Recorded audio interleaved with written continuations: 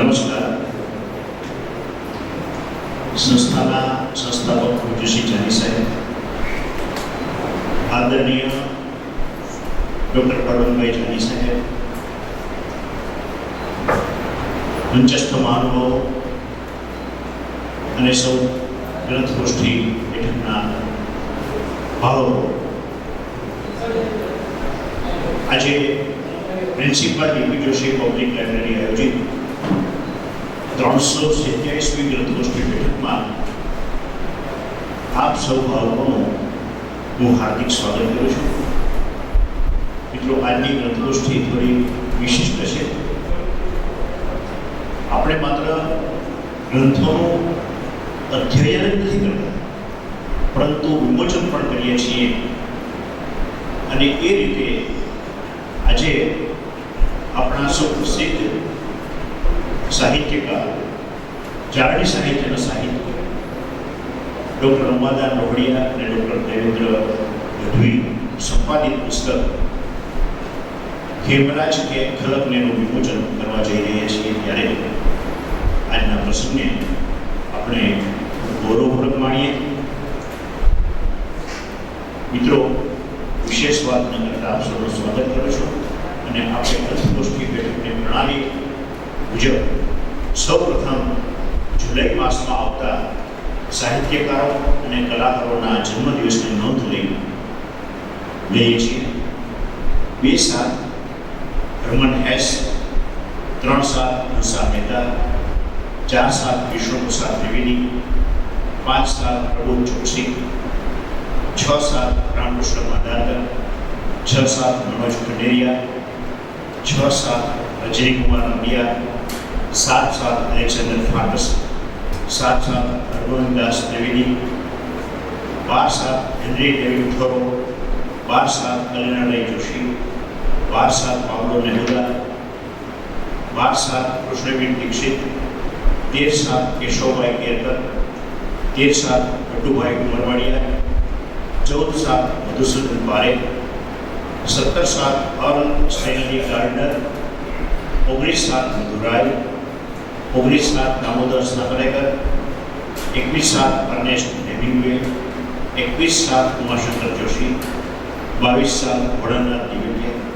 22-7 Chandravadan Shah, 22-7 Dalsukh Marvaniya, 22-7 Ashwini Bhatt, 23-7 Bal Gangadhar Tilak, 24-7 Alexander ડ્યુમા, 26-7 George બર્નાર્ડશો, 26-7 Manubhai Trivedi sarod, 26-7 હેડસિલ એડનિસ અગ્રેજ, 26-7 Jagdish Bhagwati, 27-7 પિંગળશ્રી Gadhvi, 28-7 Keshavram Shastri, 28-7 Anil Joshi, 30-7 ઉપેન્દ્રરાય સંદેશા, 30-7 અમરલાલ પાઠક, 31-7 મુનશી પ્રેમચંદ.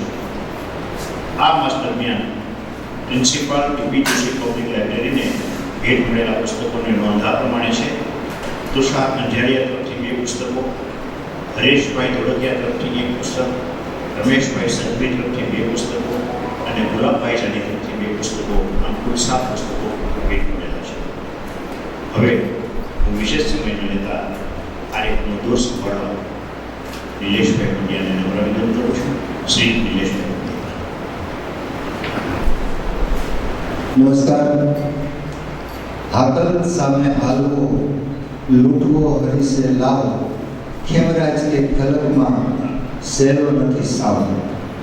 ભલો કરવો, ભવ તરવો, ભગવત સે રાખવો ભાવ, ખેમરાજ કે કલકમાં સહેલો નથી સાવ. આ 2 દુહા આપણને લોક સાહિત્યના કલાકારો તરફથી વારંવાર સાંભળવા મળે છે. લોક ગાયિકાઓ ગાતા પણ હોય છે. આ દુહાના રચયિતા એટલે જસદણ તાલુકાના ખડકાળા ગામના, જેના માટે આપણે આજે એકત્ર થયા છીએ, એવા દેવીપુત્ર ખીમરાજ દાદા રોહડિયા એટલે કે ખીમરાજભાઈ દેવીદાનભાઈ રોહડિયા. એમના આત્મીય સ્વજનો અને રોહડિયા પરિવારે એમની સ્મૃતિમાં એમના જે પરિચિતો હતા એમણે જે પોતાનો ભાવ વ્યક્ત કર્યો લેખના રૂપમાં, એવા 28 લેખોનો એક સંપુટ, એક ગ્રંથ, એનું નામ ખેમરાજ કે કલકમાં, ખેમરાજ કે કલકને એનું વિમોચન થવા જઈ રહ્યું છે. ત્યારે આપણે લગભગ 110 મિનિટનો કાર્યક્રમ છે એટલે બહુ ઝડપથી ચલાવશું એટલે બિનજરૂરી સમય હું પણ નહીં લઉં. કેવરાજ દાદાએ બહુ શરૂઆતમાં રાજકોટમાં પોલીસ વિભાગમાં નોકરી કરી, પણ એમનું જે આજીવન ગૌ સેવાનું વ્રત હતું, ગરીબોની સેવાનું વ્રત હતું, જીવદયાનું જે વ્રત હતું, તો પોલીસની નોકરીમાં આટલો બધો સમય નહોતો મળતો ગૌ સેવા માટે, એટલે ગૌ સેવા છોડવાનું બંને નોકરી છોડી દીધી અને એસટી વિભાગમાં ડ્રાઈવર તરીકે જોડાણા. એટલે થોડો ગૌ સેવા માટે સમય મળે અને વાંસળી સરસ વગાડતા, એટલે વાંસળીવાળા ડ્રાઈવર તરીકે બહુ એનું નામ પ્રખ્યાત હતું. એવા કેવરાજ દાદા વિષયક લેખો જે 28 લખાયેલા છે એનું વિમોચન થવા જઈ રહ્યું છે. ત્યારે એમના સુપુત્ર ડૉક્ટર અમદાનભાઈ રોહડિયા અને એમના પૌત્ર એટલે ડૉક્ટર દેવેન્દ્ર ગઢવી એમના દ્વારા સંપાદિત છે. અને જે 28 લેખકો છે એ લેખકોએ નથી લખ્યા, પણ આત્મીય સ્વજનોએ લખ્યા છે આ લેખો. એનું સરસ મજાનું પુસ્તક છે. બિલકુલ સમય ન લેતા હવે આપણે આગળ પ્રાર્થનાથી કાર્યક્રમની શરૂઆત કરવાના છીએ. તો પ્રાર્થના માટે વિનંતી કરું છું બે દીકરીઓને, કૃતિ મહેતા અને ખુશીબા રાઠોડને.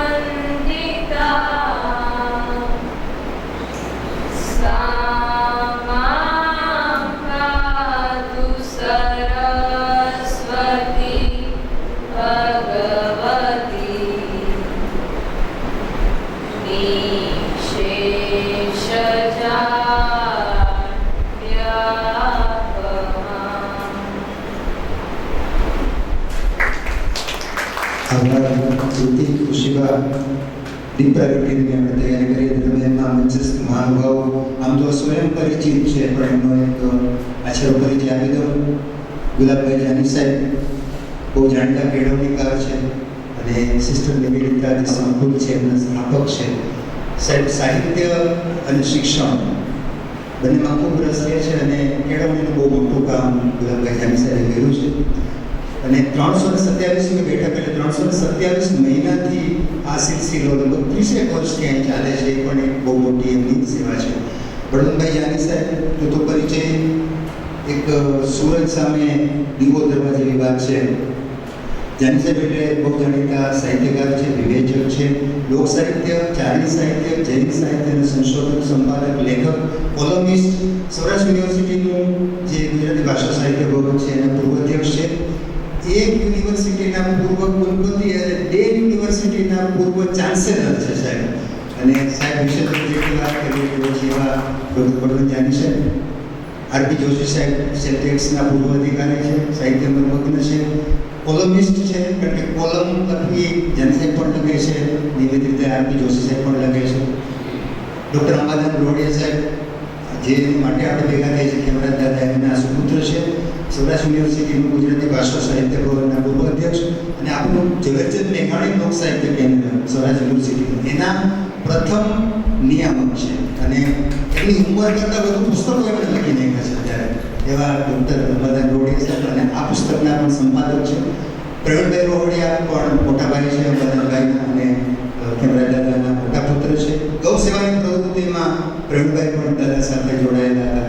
આ બાજુ બેઠા છે દેવેન્દ્રભાઈ, ડૉક્ટર દેવેન્દ્રભાઈ ગઢવી અંબાદાનભાઈના પુત્ર છે, એ પણ અધ્યાપક છે. તો તો એ પણ આ પુસ્તકના સહ-સંપાદક છે.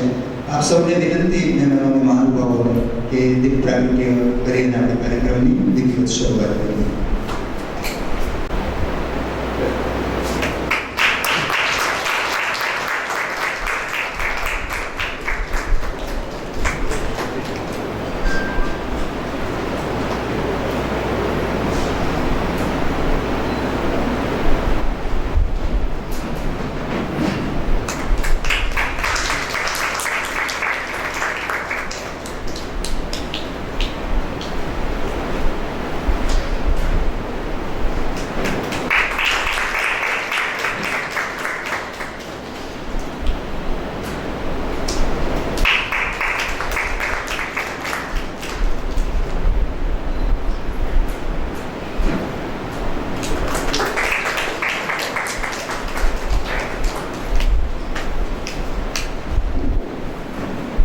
હવે પુસ્તક પુષ્પથી આપણે સ્વાગત કરવાનો સિલસિલો શરૂ કરીએ છીએ. માનનીય શ્રી ગુલાબભાઈ જાની સાહેબનું પુસ્તક પુષ્પથી સ્વાગત કરશે ખેમરાજ દાદાની ચોથી પેઢી એટલે કે ઝરણાબા રાજેન્દ્રભાઈ રોહડિયા. અને આ સ્કૂલની જ વિદ્યાર્થીની છે. એની ખાસ ઈચ્છા હતી કે મારે જાની સાહેબનું જાની દાદાનું સ્વાગત મારે કરવું છે. તો આપણે જોરદાર તાળીઓથી વધાવી લઈએ.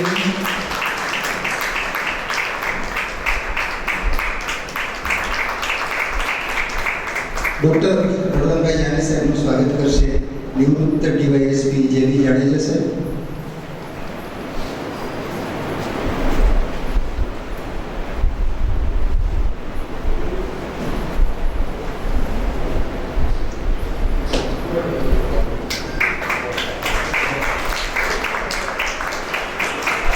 શ્રી આરપી જોશી સાહેબનું સ્વાગત કરશે ચંદુભાઈ સાવા.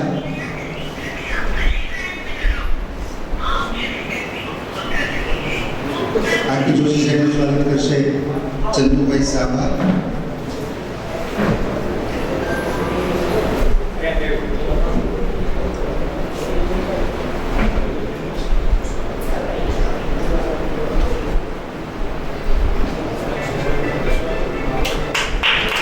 શ્રી પ્રવીણદાનભાઈ રોડિયાનું સ્વાગત કરશે કૃતિ મહેતા. પ્રવીણદાનભાઈ રોડિયાનું સ્વાગત કરશે કૃતિ મહેતા.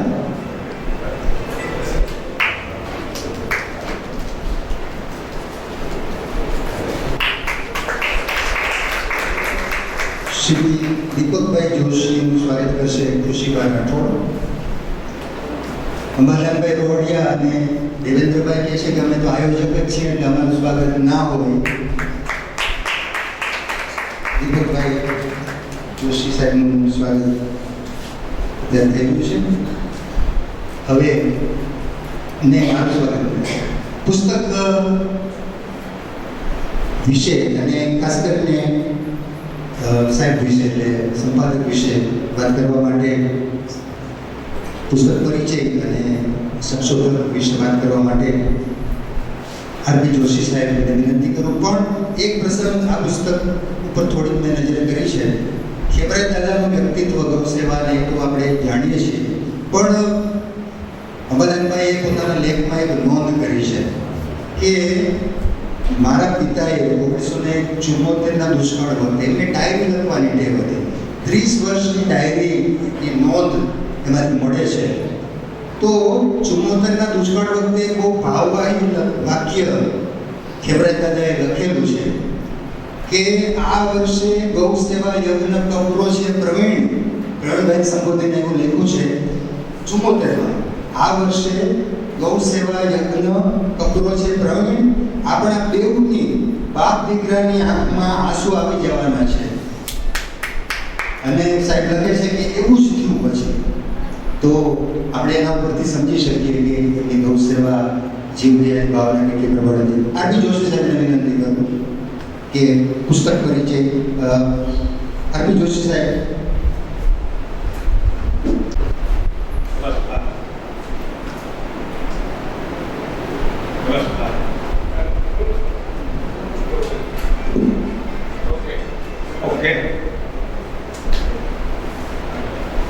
સ્વાગત અને અભિવાદન. 70 વર્ષ પહેલાનો એક પ્રસંગ રાજકોટમાં બની ગયેલો યાદ આવે છે. રાજકોટમાં એક યુવાન પોલીસ કોન્સ્ટેબલ, એમના ઘરે એક મહેમાન આવે છે, પિતા પુત્ર એમના સિવાય. વાતચીત દરમિયાન એક દીકરો 15 વર્ષનો મહેમાનનો હતો. એ ઘર ગણીને પૂછે કે તમે ટ્રાફિક કોન્સ્ટેબલ છો તો તમારી સત્તા શું, તમારી ફરજ શું? એટલે પેલા ગરધણી યુવાન કે છે કોન્સ્ટેબલ કે બેટા મારી કાલે ડ્યુટી છે જ્યુબિલી ગાર્ડન પાસે 6 વાગે સાંજે. આજથી રૂબરૂ આવી જોજે કે મારી શું સત્તા છે, ફરજ છે. કુતૂહલવશ દીકરો પણ ત્યાં નાનો જે હતો મહેમાન 15 વર્ષ, એ પણ ત્યાં 6 વાગે પહોંચી જાય છે બીજે દિવસે જ્યુબિલી ગાર્ડનના ચોકમાં. ત્યાં એના મામા થાય યુવાન કોન્સ્ટેબલ છે. તો બાજુમાં એમનો બોલે બેટા હમણાં ટેબલભાઈ મુખ્યમંત્રી અહીંથી પસાર છે, હું આ કામ કરીશ ને તો ઉભા રહી જશે, તો જોજે બેટા. ખરેખર 5 મિનિટમાં ટેબલભાઈ મુખ્યમંત્રી ત્યારે ગાડી મળે છે. ટેબલભાઈ એટલે આપણા સૌરાષ્ટ્ર રાજ્યના પ્રથમ મુખ્યમંત્રી 48 થી 54 છે. 54 પહેલાની આ ઘટના છે. ત્યારે કે સાયરન નહોતા, આગળ પાછળ ગાડીઓના રસાલા પણ નહોતા, માત્ર ફિલ્મ ગાડી પર એવી ઓળખ. ટેબલભાઈની ગાડી આવી તો પેલા કોન્સ્ટેબલ આમ કર્યું, ગાડી ઊભી રહી, સામે ટાકું ગયો, પછી આમ કર્યું એટલે ગાડી નીકળી ગઈ. દીકરાને કીધું કે જો બેટા એનો ભાણી આ મારી ફરજ, આ મારી ડ્યુટી, આ મારી સત્તા. હું હાથ ઊંચા કરું તો મુખ્યમંત્રી પણ ઉભા રહી જાય. આ રમૂજી અને આનંદી સ્વભાવના યુવાન કોન્સ્ટેબલ એટલે શિવરાજભાઈ ગોવડે. આજથી 75 વર્ષ પહેલાની શિવરાજભાઈ ગોવડિયા, જેમના વિષયના પુસ્તકમાં એના લોકાર્પણ માટે આપણે સૌ ત્યારે પ્રતિક થયા છીએ. જસદણ તાલુકાનો હિંગોળગઢની બાજુમાં બિલેશ્વર મહાદેવની બાજુમાં ખડકાણા ગામ, કે જસદણના રાજવી આલા ખાચરના વંશજ ચેલા ખાચરના એક મિત્ર રાજવરદાનભાઈ રોહડિયા કચ્છમાંથી આવેલા જસદણ પંથકમાં. પછી એમણે ખડકાણા ગામ ઘુસાયું બિલેશ્વરની બાજુમાં. ત્યાં બાણ માતા ગયત્રી માતાનું સ્થાપન કર્યું તો ગામનું તોરણ બન્યું. આ રાજવરદાનભાઈ રોહડિયા. આ રાજવરદાનભાઈની 6ઠી પેઢીએ ત્યાં દેવાદાનભાઈ રોહડિયા અને એમના પોતાની પુત્ર એટલે શિવરાજભાઈ દેવાભાઈ રોહડિયા, જેમનો આ પુસ્તક એમના પુત્રો દ્વારા આજે પ્રકાશિત થયું. આપણા જીવનમાં માતા અને પિતા એવા અમર પાત્રો છે કે જેના પ્રેમ અને પરિશ્રમથી આપણે ઉજળાવીએ. સ્વામિનારાયણ પાઠક શેષ લખે છે કે પ્રથમ પરિણામ મારા માતાજીને કહેજો, માંડવું જેણે માટીને રતન જી ખ્યા રહી જમાડ્યા અમને જાગી ઊંઘાડ્યા, એવા કાયાના કીધેલા જતનજી પ્રથમ પરિણામ મારા માતાજી. પછી કે બીજા પરિણામ મારા પિતાજીને કહેજો, ઘરથી બતાવી જેણે શેરી, પિતાજી ઘરમાંથી બાજુ તો આડને શેરી બતાવી, શેર સુધી દોરી જાય પિતા. બીજા પરિણામ મારા પિતાજીને કહેજો ને, ઘરથી બતાવી જેણે શેરીથી બોલી બોલાવ્યા. પોતે બોલે કે કમલ દીકરો બોલે, દીકરી બોલે, પોતે બોલે પછી બોલાવે, બોલી બોલાવ્યા અમને દોરી ભલાવ્યા 14 ડુંગરે દેખાડી ઊંચે દેરી છી. દેરી બતાવતા દેરી તો ટીકાત્મક છે, પણ એમ કે આ તારું ડેસ્ટિનેશન, બેટા આ તારું લક્ષ્ય સ્થાન, you have to reach that, you have to achieve it. આવું લક્ષ્ય સ્થાન એને બતાવે એ પિતા. આપણે ત્યાં મા વિશે, માતા વિશે ઘણું લખાયું બોલાયું, પ્રમાણમાં પિતાજી વિશે ઓછું લખાયું, ઓછું બોલાયું. આપણે બોલવામાં પણ મા બાપ બોલીએ, મા પહેલા આવે બાપ પછી, માતા પિતા, માતા પહેલા બોલીએ પિતા પછી બોલીએ. બોલતાની ભાષામાં આપણે દાળ ભાત બોલીએ, દાળ સ્ત્રીલિંગ પહેલા આવે ભાત પછી આવે. રાધે શ્યામ બોલીએ, રાધા પહેલા આવે શ્યામ પછી આવે. સીતારામ બોલીએ તો સીતા પહેલા આવે રામ પછી આવે. પરંતુ બાબા વચ્ચે પિતાનું મૂલ્ય પણ એટલું જ મૂલ્યવાન છે. બાળકના ઉછેરમાં નાટક કે ફિલ્મ એ દેખાતા પાત્રોથી નથી રચાતા, પણ એની બેકસ્ટેજમાં રહેલા દિગ્દર્શક, લેખક અને અન્ય કસબીઓનો પણ પ્રભાવ વધારે હોય છે. એમ પિતા એક એવો દિગ્દર્શક છે, પપ્પા એવા ડાયરેક્ટર છે, જે બેસ્ટેજમાં રહી પોતાના સંતાનોને જીવતરની અભિનય કળાના પાઠ શીખવાડે. પિતા પારસી લાગે આપણે નાળિયેર જેવા કઠોર લાગે, અંદરથી પાણીદાર હોય, મીઠા હોય, નરમ હોય. કિશોર બાળકનો ઠેર છે સંજુભાઈ. તમે જે કિશોર બાળકની કવિતા વિશે આજે પૂછામાં લખ્યું, એ કિશોર બાળકના બે શેર છે બાળકે કે કરડો ચહેરો જોતા લાગે પથ્થર પપ્પા. ભાઈ કે કડકને કારણે પથ્થર જેવા લાગે, કડક લાગે. કરડો ચહેરો જોતા લાગે પથ્થર પપ્પા, પાકડ જેવા સાવ મુલાયમ ભીતર પપ્પા. મારા ઘડતરમાં પરસેવો એનો મહેકે, મારા ઘડતરમાં એનો પરસેવો મહેકે, મારા માટે મારા સાચા ઈશ્વર પપ્પા. પાકડ જેવા સાવ મુલાયમ ભીતર પપ્પા. તો આ પપ્પા યુવરાજભાઈ વડિયા ત્રણ પુત્રો એમના આ પુસ્તકમાં એમના જીવન પરાયણતા, સેવા પરાયણતા, તેમની ગૌભક્તિ એમના વિશે 28 આર્ટિકલ. આ અમે તો 7 પેઢીથી ખડકાણાના ચારણાના ગોળ છીએ. અમારે તો બાળપણથી રોડિયા સાથે और स्नेहपूर्ण नातो રહ્યો. આ પ્રવીણભાઈ જેમના 7 ભાઈ બહેન જો આમની લગ્નવિધિ મારા પિતાજીએ કરાવી. લવે તો એમના ખોળામાં રમેલા શિવરાજભાઈ પટેલ બગેલા. અમને એ રીતે ઉછેર્યા છે, એ રીતે જ્યાં છે નાનપણથી એવા ઘણા બધા સંબંધોના તાણાવાણા આ પુસ્તકમાં આલેખ્યા છે. એટલામાં પુનરાવર્તન ટાળું. યુવરાજભાઈ એટલે ખેડાવી ચારણ, યુવરાજભાઈ એટલે પટલ, ગૌભક્ત, ગૌરક્ષક અને કુશળ વાંસળી વાગર. આજે પણ અમારા પંથકના 3 પેઢીના માણસો એટલે વાંસળી વાદક તરીકે, ગૌભક્ત ચારણ તરીકે એમને હજુ પણ ભાવપૂર્વક યાદ છે. યુવરાજભાઈ તો વાત ડાયરામાં ચારણ, યુવરાજભાઈ કવિ પણ હતા. હમણાં જે વાત થઈ 75 ભયંકર દુષ્કાળમાં પોતાની અને સમાજની 100-125 ગાયો લઈને એને નિભાવવા માટે આ પુત્ર પ્રેણીભાઈને વચમાંથી ઉઠાડી અભ્યાસમાંથી 15-16 વર્ષની ઉંમર પ્રેણીભાઈને છેક ચાલીને ખડકાણાથી સુરત લઈ ગયા. બધા સંબંધી હતા ત્યાં ગુજરાત સુરતમાં. અને ત્યાં સ્વામીના જ્યાં ગાયોનો નિભાવ કર્યો.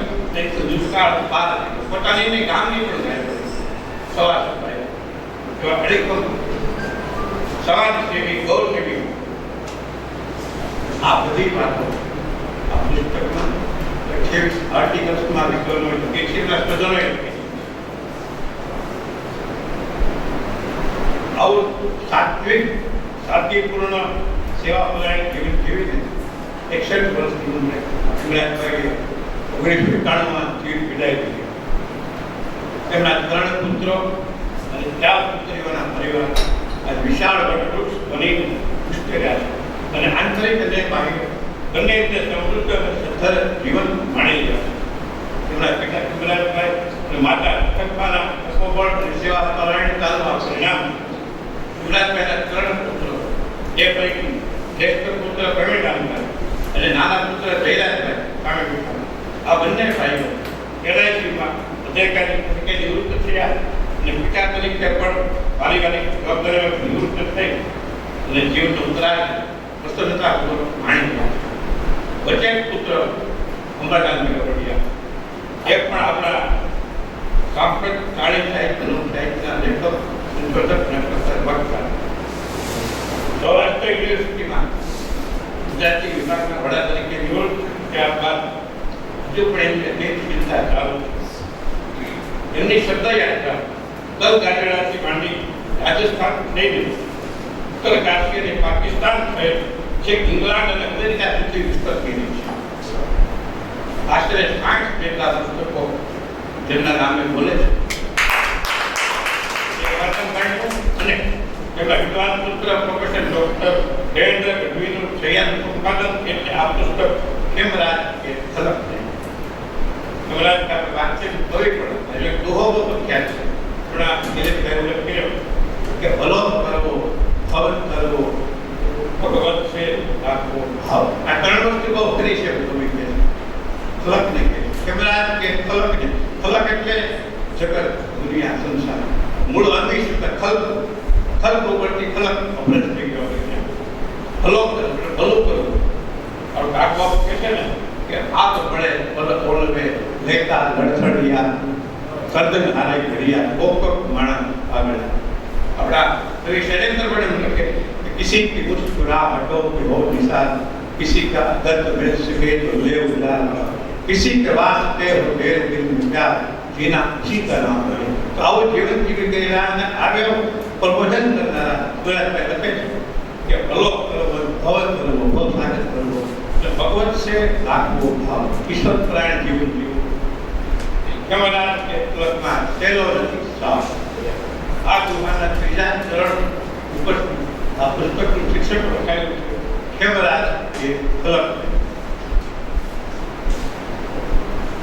આ પુસ્તકમાં યુવરાજભાઈની સંઘર્ષ અને પ્રેરક જીવન ગાથા અને સેવા પરાયણતા વિશે વિવિધ વિદ્વાનો અને સ્વજનોના 28 આર્ટિકલ્સ સમાયેલા છે.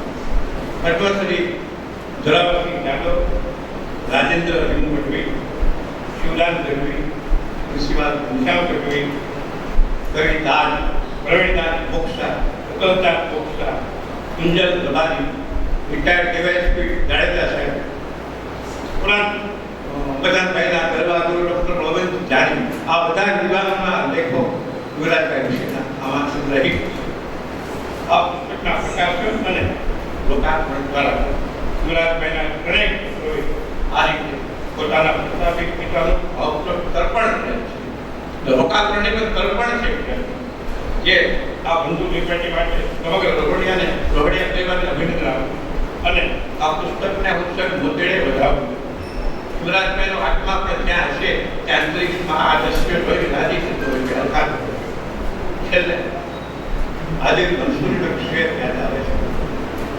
કૃષ્ણ એવું શું છે તારા નામમાં?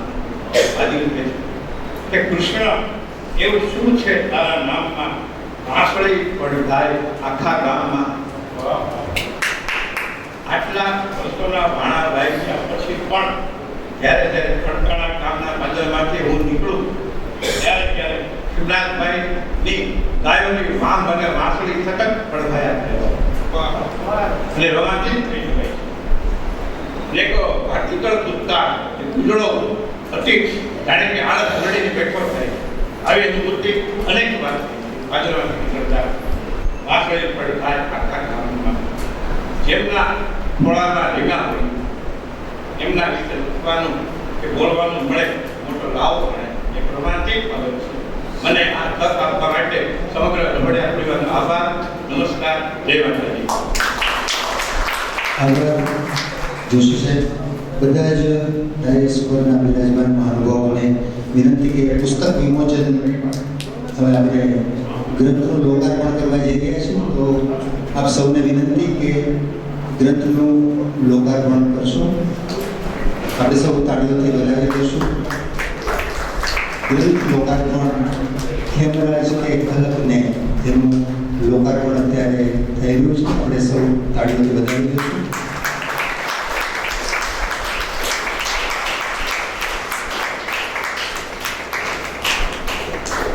અદ્ભુત ગ્રંથ, 28 લેખો, 27 લેખકો, અને જે મેં પહેલાં કીધું એમ કે લેખકોએ આ લેખ નથી લેખા પણ આત્મીય સ્વજનોએ આ લેખ લેખા છે. એટલે એ ભાવ એ પુસ્તકમાં આપણને મળે છે. આપણે ફરી એકવાર તાળીઓને વધાવી દઈશું. સૌનો ખૂબ આભાર. પુસ્તકમાં પ્રવીણભાઈનો જે લેખ છે, પ્રવીણભાઈ રોહડિયા, એણે સરસ વાતની એક નોંધ કરી છે. 3-4 મિનિટ હું એમાંથી લેવા માંગુ છું કે મારા પિતાજી, પ્રવીણભાઈએ લખ્યું છે કે મારા પિતાજીને જ્યારે મેં વાંસળી વગાડતા જોયા અને સાંભળ્યા ત્યારે મને એનામાં કૃષ્ણનું દર્શન થયું. મારા પિતાજીને મેં પારિવારિક જવાબદારી નિભાવતા જોયા ત્યારે મને એમાં ભીષ્મ પિતામહનું દર્શન થયું. ક્યારેક જરૂર પડે જ્યારે ગાંડીવનો ટંકાર કરતા જોયા ત્યારે મને મારા પિતાજીમાં અર્જુનનું દર્શન થયું. અને જ્યારે દરિદ્ર નારાયણની જીવદયા જીવો માટેની અબોલ જીવોની દરિદ્ર નારાયણની સેવા કરતા જોયા ત્યારે મને એમાં સંતનું દર્શન થયું. તો એક પિતામાં 4 પ્રકારના દર્શન પુત્ર કરે છે કે પુત્ર પાસે પણ એ ચક્ષુ હોવા જોઈએ કે પિતામાં આવા દર્શન કરી શકો. હવે ડૉક્ટર બળવંતજાની સાહેબને વિનંતી કે તેઓ પ્રાસંગિક બોધન કરશે. ડૉક્ટર બળવંતજાની સાહેબ.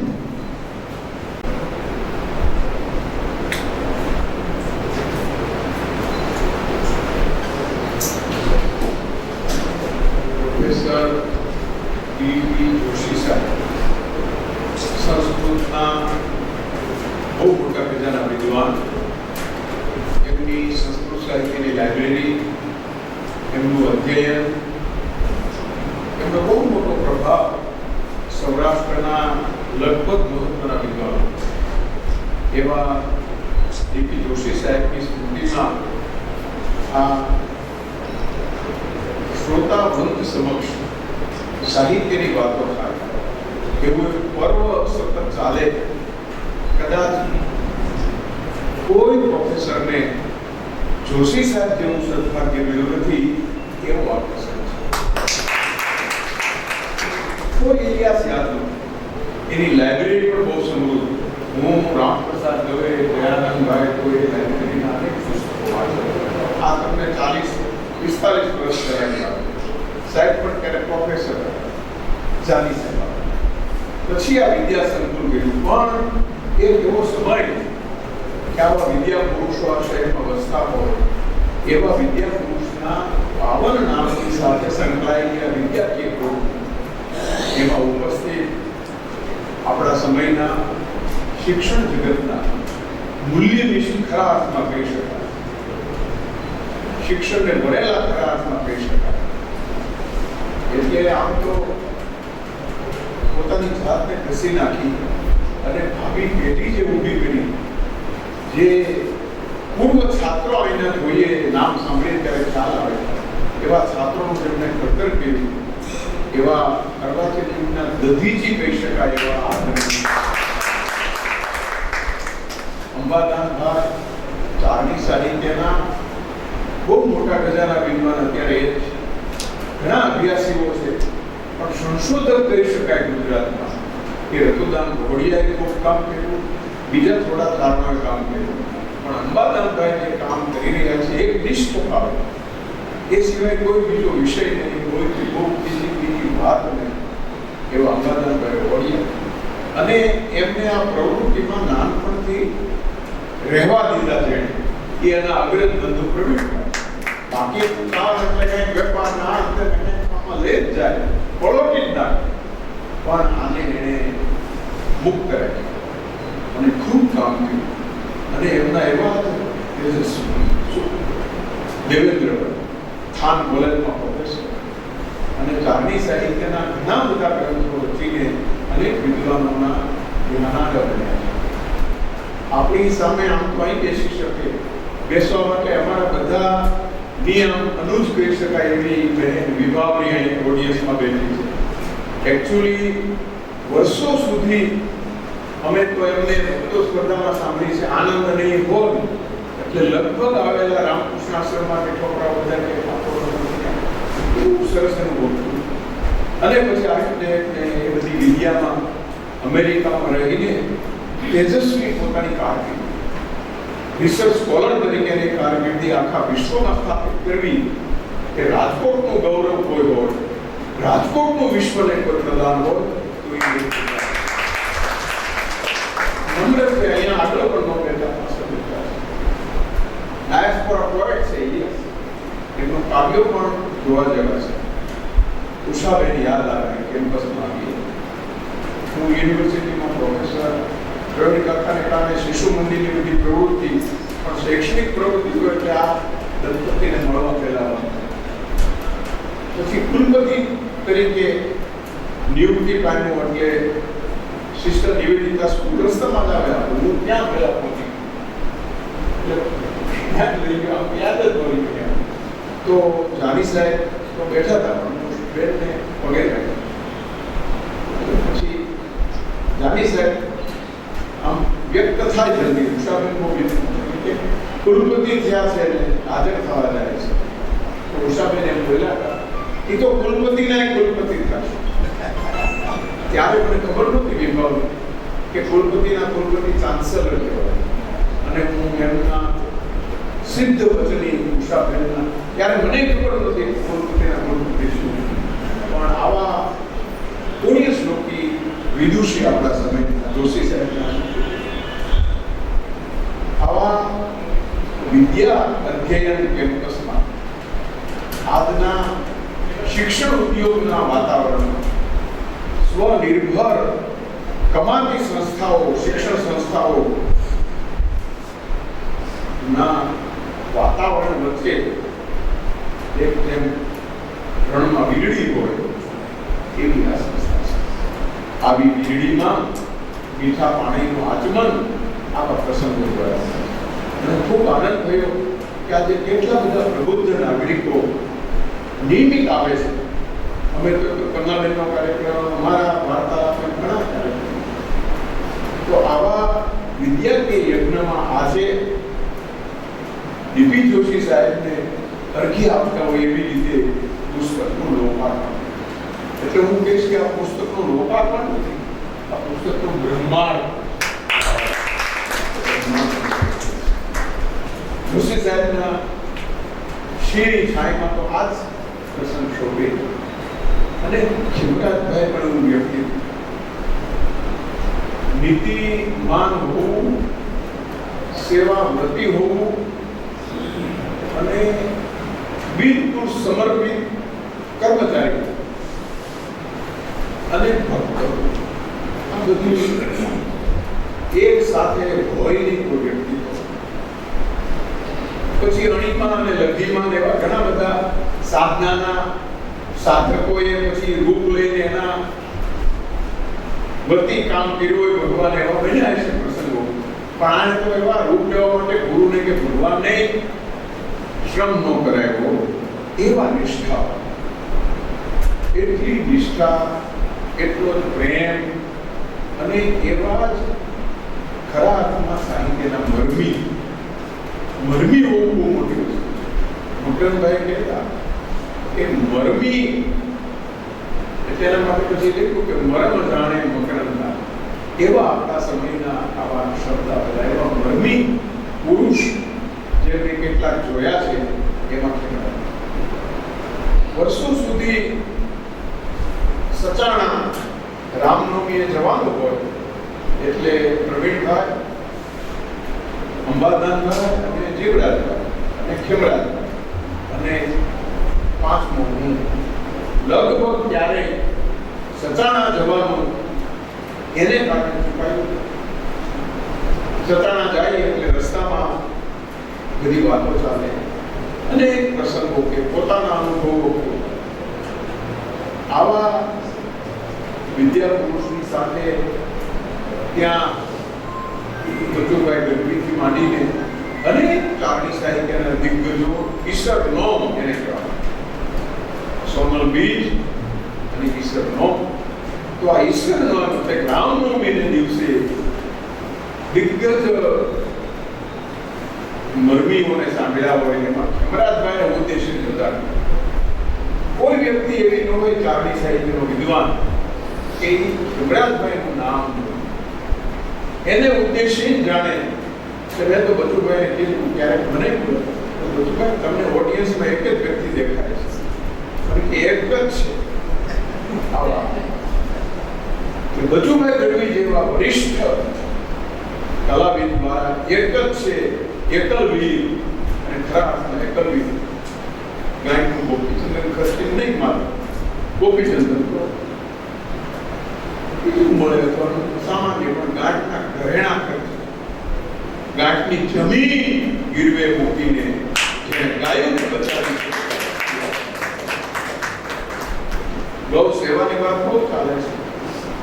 કવિ મુક્તેશ્વરાનંદ તો વારંવાર બોલે છે, પણ ગાયને સાચવી જાણવી એ વખતે ગાય વિશે આટલી સભાનતા નહોતી કે ગૌમૂત્ર કે ગોબર એનું આટલું મૂલ્ય છે. એવા સમયમાં ગાયને અમૂલ્ય માનીને ગાયને દેવતા માનીને, ગાયને પોતાનો આપદ ધર્મ માની આપદ એને પાલવવાનું છે, આપણે એને રાખવાનું છે. અને એમ માનવું એક વસ્તુ છે અને મનાવવું એ બીજી વસ્તુ. આ મોટી વસ્તુ છે. પૂર્વજન્મના પુણ્ય હોય તો એવા પત્ની મળે, એવા દીકરા મળે, ભગવાન જોત કે જે કહી દે કે હા બાપુ તમે કયો, એનું તપ, એનું તેજ એવું આખું હતું, એવું સાચુકડું હતું કે એને કારણે સંતાનો પણ એ તરફ જે કાંઈ ખરત થાય, જે કાંઈ ભોગવવું પડે, પોતાની કારકિર્દી છોડીને, પોતાનો અભ્યાસ છોડીને એ મને લાગે છે કે ખરા અર્થમાં પ્રતિબદ્ધ શબ્દ આપણે કોઈના માટે વાપરવો પડે. ગૌ સેવાના દેખધારી પ્રતિબદ્ધ કમિટેડ મને બહુ આનંદ થયો કે અંબાદાનભાઈએ પિતૃ ઋણમાંથી મુક્ત થવાનો પણ પિતાના એ સમયના સાથીઓ, એને ઓળખતા મિત્રો એને સંકોચો, એના ચિત્તને સંકોચો, એના વિચાર જગતને સંકોચો અને 20થી પણ વધુ એવા લોકો નીકળ્યા આ કળિયુગમાં કે જે ખેમરાજભાઈની ખમીરને ખુમારીને. અત્યારે સાહેબ ઘણાય છે સેવકો પણ એને જાણનારા, એને સમજનારા, એને પામનારા છે. એટલે તો કાગે કીધું કે આ બધું કોઈ ચડવા કાગ જેવા કાગને પણ ફિકર થઈ, ચિંતા થઈ, નિરાશા પણ થઈ, પણ આ અકિંચન કારણ પુત્રી એવા કોઈ કરોડપતિ પણ એણે જે કુમારી દાખવીને પોતાનું જમીન, પોતાની કુમારી એને આનંદ થયો કે એવા એક કારણ પુત્ર, દેવી પુત્રના વ્યક્તિત્વને, વાંગ્મયને, વાંગ્મય એટલે એના દુહાઓ, કવિ હતા, શકવર્તી કવિ, અને એને દુહાઓ બહુ મોટે હતા. અમે જ્યારે પાલિયા ઉપર કામ કરતા ત્યારે મને કે ગોતિયાઓ અંબાદાન હારે જાઓ ગોતો, પણ એ ગોતી લીધેલું બધું મને દેખાડજો, એમાં શું નથી તમને કહીશ. એટલે આટલું મોટે હતું. પછી ઉરડ બાપુની વિશી એને ઉરડ બાપુ વિશે પાદરોભાઈ લખેલી વિશી. તો આવો સ્મૃતિ નો વીર જેને ચાલો બહુ યાદ હોય, આખો હરિરસ યાદ હોય, પણ આને એટલા બધા દુહાઓ યાદ હતા, પોતે એવા દુહાઓ લખતા હતા કે દુહાઓને કાળનો કાળ કર્યો.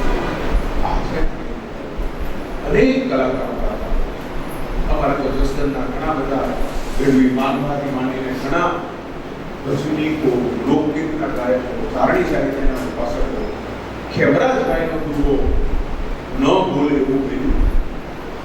આવા એક વિદ્યા પુરુષ, ગૌસેવક અને ખરા અર્થમાં ગુજરાત એસટી બોર્ડના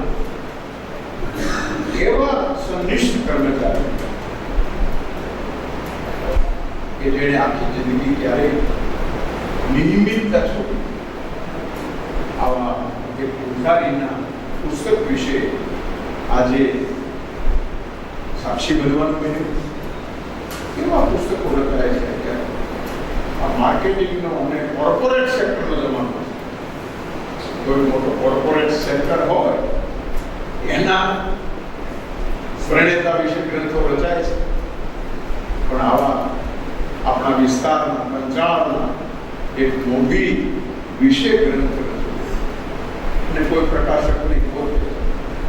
પરિવાર પણ એટલો પ્રતિબદ્ધ, પ્રમાણિક અને પ્રેમીથી જમણે કે એણે સ્વખર્ચે પુસ્તક પ્રકાશિત કર્યું.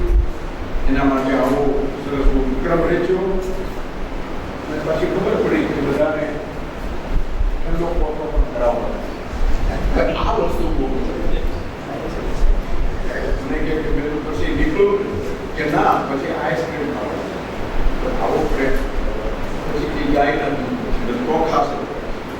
આવી ભાવના હોવી સંતાનોમાં એ પણ વિચાર. સંતાનોને મા બાપ બોજા વધારાના લાગે છે, અપ્રસ્તુત લાગે છે. અમારા એક મિત્ર મને કહેતા હતા કે સાહેબ, મારા ફાધર મધરને ખબર લાગી આવી અને મારા છોકરાને મારે કહેવું પડે છે, એ જોઈને પણ શીખતા નથી કે તું સ્કૂલે જશે. તો આ યુગનો પ્રભાવ છે.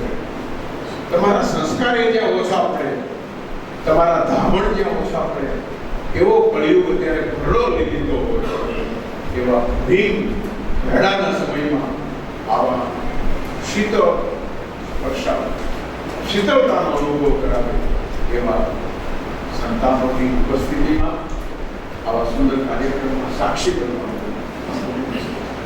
આપણે કેવા કેવા પ્રસંગોના સાક્ષી કેવું જોઈએ છે, કેવું જોવું પડે છે, પણ આપણું કેવું શુભ દ્રશ્ય છે કે જે જોઈને આપણને પણ પોતે કાઢે પડે છે કે હજી માનવતા નહીં, હજી ભારતીય સંસ્કારો જીવે છે.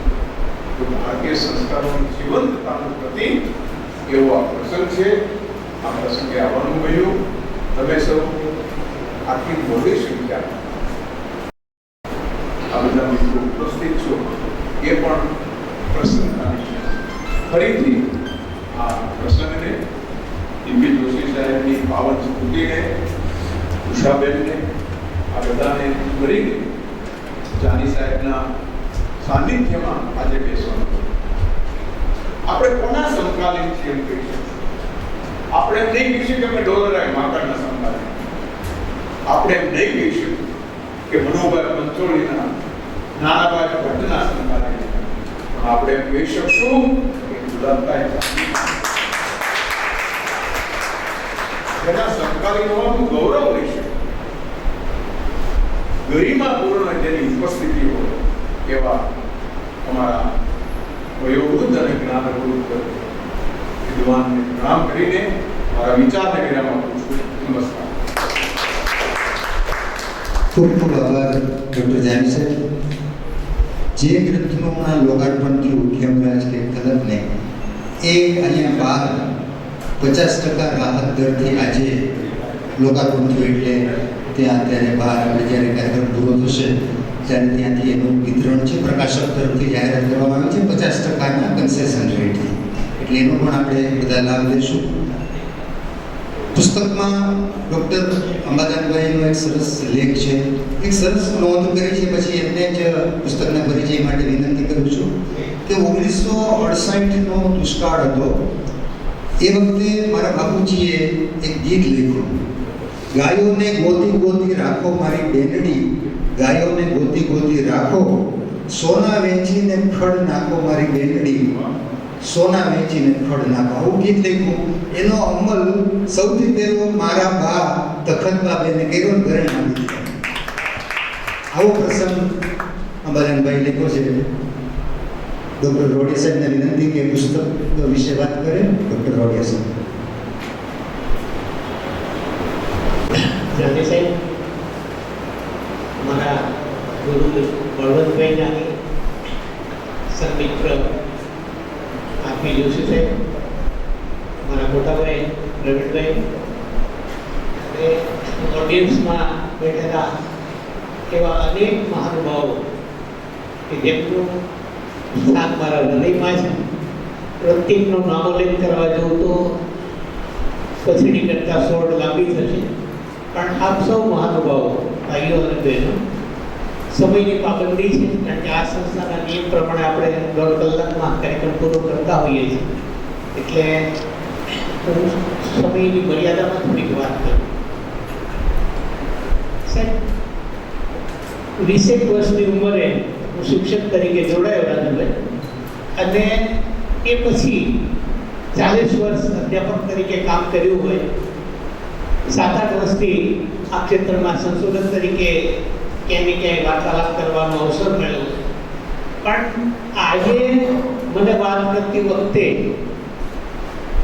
થોડીક એટલા માટે મારા મનમાં અવઢવ છે કે હું જે વાત કરવા જઈ રહ્યો છું એ મારા પિતાશ્રી વિશેની છે. એટલે પ્રથમ દ્રષ્ટિએ લોકોને એમ લાગે કે એક પુત્ર પોતાના પિતાના ગુણોની જ વાત કરે અથવા તો એનામાં એમને આ ગુણો દેખાયા. પણ અહીંયા બેઠેલી મોટાભાગની વ્યક્તિમાંથી લગભગ 50% લોકો દેવાય છે.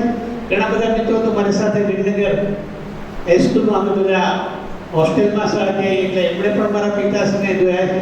જાડેજા સાહેબ એ બધા વડીલો મારા પરિવારના બધા ભાઈઓ બહેનો તો એ બધા એમને નજીકથી જોયા છે. બળવંતભાઈ અને આપીએ પણ ખૂબ નજીકથી લાવો લીધો છે. પણ એક એવું વિરલ વ્યક્તિત્વ કે એને ક્યારેય મારા તારાનો ભેદ સાહેબ નહોતો જોયો. પ્રેમ, કરુણા અને સત્ય એ ત્રણની જે આપણે વાત કરીએ છીએ એ ત્રણેય ગુણો કદાચ એમણે એમના જીવનમાં ચરિતાર્થ કર્યા હતા. મારા દાદા એ તો 301 વીઘા જમીન, મોટા જાગીરદાર, 100 સવાસો ભેંસો અને 6 પુત્રો. પણ એમાં કોઈએ કર્મયોગી તરીકે જો જીવવાનું આવ્યું હોય તો મને કહેતા આનંદ થાય કે મારા પિતાશ્રીએ નિર્ણય કર્યો. મોટા બાપુને વહેલા દેવ થયા. ભાઈઓમાં પણ બધા ભાઈઓ કેવા અહીંયા મારા કાકાના દીકરા રમેશભાઈ બેઠા છે તો હજી તો એની 17-18 વર્ષની વય હતી તો મારા કાકા કે ભાઈ હું તો સંન્યાસ લઈશ.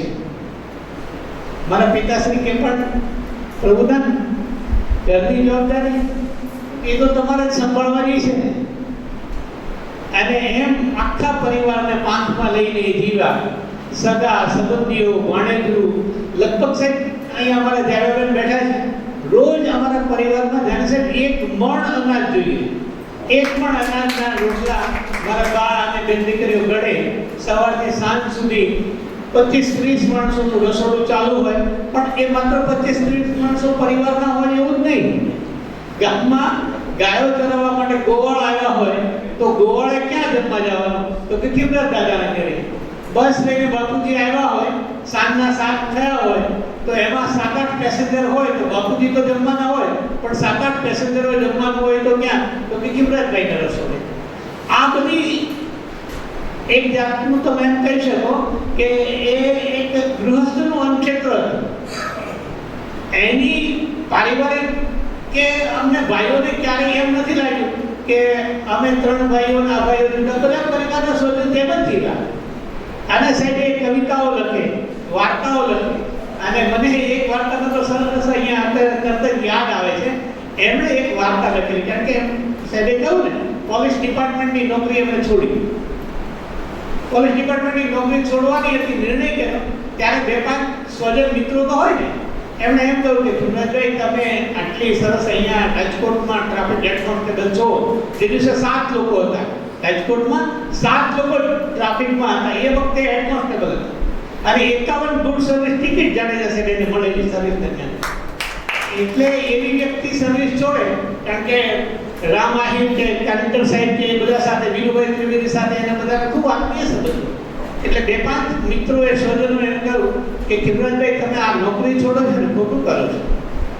પોલીસ ડિપાર્ટમેન્ટની આ નોકરીમાં જો ચાલુ રહેશો ને તો અમને દેખાય છે કે ભવિષ્યમાં તમે ડીએસપી બનશો. એટલે તમારે આ નોકરી ન છોડે. મારા પિતાશ્રીએ સરસ એક વાર્તા લખેલી, ડીએસપી નહીં ડીએસપી નો બાપ. અને એ અત્યારે ચરિતાર્થ એટલા માટે થઈ રહી છે કે આ અમારો ભત્રીજો છે એ આજે પીઆઈ છે. રમેશભાઈ તો પીઆઈ થઈને નિવૃત્ત થયા પણ આ દીકરો હજી નાની ઉંમરે પીઆઈ છે. એટલે આવતીકાલે એ ડીએસપી બનશે. તેથી બાપુજીએ કહેલી વાત સાચી ચરિતાર્થ કે ડીએસપી નથી કહું, ડીએસપી નો બાપ કહું છે. મારા છોકરાઓને ભણાવે છે, મારે ગૌ સેવા કરવી છે, મારે તો મારું આયખું ઉજાળવું છે. અને આયખું ઉજાળવું હોય તો કેટલો સંઘર્ષ કર્યો હોય. મેં કહ્યું 68માં એમણે કાવ્ય લખ્યું અને એ કાવ્ય રાત્રે મોડા આવ્યા છે કારણ કે બહુ ઓછા અમે એમને ઘરે જોયા છે. સતત પ્રવાસ અને એમાં 68 થી 88 કન્ટિન્યુ 20 વર્ષ ઓલ્ટરનેટ દુષ્કાળ. અને દુષ્કાળના વર્ષોમાં એમણે ભગીરથ સાધના કરી. હવે ભગીરથ સાધના કરી તો અસ્તિત્વને કેટલી મોટી મદદ કરે. અહીંયા હું કોઈ ચમત્કાર કે અંધશ્રદ્ધાની વાત નથી કરતા. એટલે એક પ્રથમ દ્રષ્ટિએ એમ થાય કે ભાઈ આ તો અંધશ્રદ્ધા કહેવાય. ના, એ અંધશ્રદ્ધા નહોતી. એ અંધશ્રદ્ધા અને શ્રદ્ધા વચ્ચેનું જે પારદર્શક રેખા છે એ રેખા છે કે એને પોતાના જીવનમાં કરી બતાવ્યું. જો શ્રદ્ધા રાખો તો આ થઈ શકે. અને કેટલી હદે થઈ શકે તો કે 68માં એને રાત્રે આવ્યા હશે, સવારે ઉઠીને 5 વાગે મારા બાને કહ્યું કે ચારણદેવી મેં એક કાવ્ય લખ્યું છે. તો અમારા ઘરમાં બાકીના સભ્યો ગાય દોતા હોય, પહાડથી દોડાડા હોય, બા રસોઈ કરે, નાનકડું રસોડું, 2 રૂમ નાના એવા. અને એમાં એ રસોઈ કરતા કરતા મારા બા કહેતો તમે અહીંયા જ આવીને સંભળાવો, હું તો રોટલા ઘડું છું, મારું આ કામ નથી, મારે તો હમણાં છોકરાઓ આવશે, જમાડવા પડશે.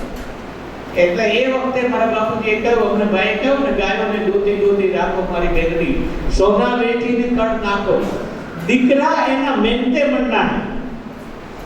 બરાબર, આજે જો હમણાં સદભાવના એને જાહેરાત કરી છે કે હવે આ નંદી માટે, બળદો માટે, કારણ કે આજે ક્યાંય બળદને રાખવાની વ્યવસ્થા જ નથી. તેમણે કહ્યું કે દીકરા એના મેંતે મનના, મહેતાના એના બાપો મારી બેગડી, સોના વેચીને કણ નાખો. અને મારા ભાઈએ એક ગૃહિણી, સામાન્ય પરિવાર અને ગામડામાં એને કેટલા ઘરેણા ધારણ કર્યા છે, પણ એને પહેર્યા તો એ ઘરેણા તો ઉતારી દીધા. મરણ મૂડી તરીકે જે પટારામાં રાખ્યા છે ને એ ઘરેણાને લાવી અને એ મૂઠી મારા ભાઈએ બાપુજીના હાથમાં મૂક્યા કે તમે શરૂઆત કરો. અને એનો પ્રબળ પ્રભાવ કેવો હોય કે એક દિવસે હનુમંત્યા આવ્યા અને રાણાભાઈ આહિરને કહ્યું, 18-19 વર્ષનો છોકરો રાણાભાઈ આહિર એમ કે ખીમલાતભાઈ તમે કેવો છે, ચાલુ ટીવીએ તો આ કાવ્ય સાંભળીને ઘરેણા ઉતારી દીધા. મારા એ લગ્ન થયા હોત ને તો આહિરાણી ના ન પાડે, ઘરેણા ઉતારી દે. પણ ભાઈ મારા તો લગ્ન નથી થયા. અમે 5 ભાઈઓ ને 2 બહેનો, 7 બાળકો, એનું આ અમારું પરિવાર, મારા બા બાપુજી, દાદીમાં. પણ અમે એક કરી શકીએ કે અમે 3 ભાઈઓ યુવાન છીએ તો અમે મહેનત કરીને તમારી ગાયોને વરસ ઉતારીએ, તમે અહીંયા લઈ આવો. મારા બાપુજી કે એમ ન થાય. કે કેમ? તો કે મારે બિલમાં મને તાર બાપુજીને પૂછવું પડે. એટલે એ કદી બસ ને કે તમે આ સાઈડ ફરીને આવો, એ રાઉન્ડ થઈને આવે ત્યાં એ ગામમાં સીધા અમરાથી ગયા. ઘરે ગયા, દાદીમાં 80 વર્ષના આયરાણી એ બેઠા હતા સાંગા પાછી. એને અને બાપુજી ત્યાં અવારનવાર જાય આવે એટલે એને કહ્યું કે બેટા ચિમરાજ આવ્યો, ભાઈ આવ્યો? તો કે હા બા આવ્યો. તો કે કઈ ચા? તો કે ના બસ ઊભી છે, હું તો જઉં છું, પણ ખાલી મળવા આવ્યો. હમીરમાં ક્યાં? એટલે એ તો વાડીએ ગયા, પણ ભાઈ કામ શું હતું? કે આ રાણાને કહો ને તો રાણા કહે છે કે બધી ગાયો લઈ આવો. પણ મેં કીધું કે આ રાણો છોકરું કહેવાય, એના કીધે મારી ગાયો અહીં અમારે મોકલાવી ન દેવાય. એટલે દુષ્કાળ ઉતરવાની વાત છે ને, એટલે હબીલમાં મને પૂછવું જોઈએ.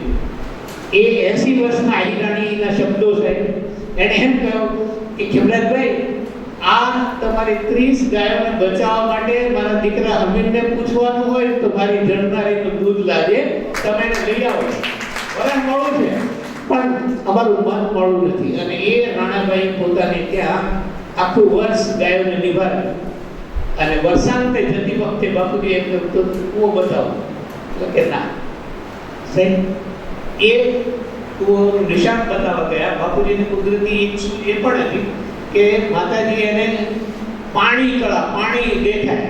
આપણને જેવા નરી આંખે દેખાય ને કે આ 20 ફૂટ પાણી છે, 40 ફૂટ પાણી છે, એમ કે 40 ફૂટ આટલું પાણી થશે.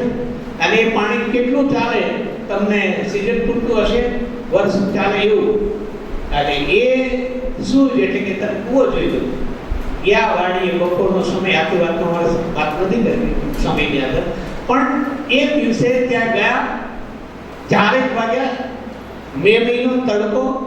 એટલે મારા બાપુજી કે ભાઈ હું થાકી ગયો. કાઠરવામાં એના કાકા હસતા હતા કે લ્યો હવે કેટલી લાજ કરશે કે મને ગોળું તે મંગાવી દો. મને કે ભાઈ હું એમ ક્યાં કહું છું, પણ આમ સારણ અને આહિર મામા ભાણેનો સંબંધ એટલે એને મજાકમાં મહાર કર્યા. અને એ મહારને જ્યાં ચેલેન્જ થઈ એટલે આમાં હું કહેતો નથી પણ હોય તો આવે કરો કે એમ તો જો આ ડેરોની પાલર હડમતિયા ગુરુડા આજે ગામ છે રાણાભાઈને અમે હમણાં સન્માન કરે આજે અમે એને લાભ હતા પણ વાવણીને કારણે આવી નથી તો એ કાથામાં કે જો આ સામે હટિયા જાય 2-3 ખેતરમાં દૂર છે બાપુજી કે જો કાથડવામાં હવે માને પ્રાર્થના કરું છું એમાંથી એક હાંડિયું છૂટો પડીને આવશે દેવગતિથી આવશે એની ઉપર કોઈ માતાજીનો ગણ હશે એટલે આપણને કોઈને મારી નહીં નાખે તો બીકથી ફડકતા નહીં પણ હવે આવે છે અને એમની પ્રાર્થના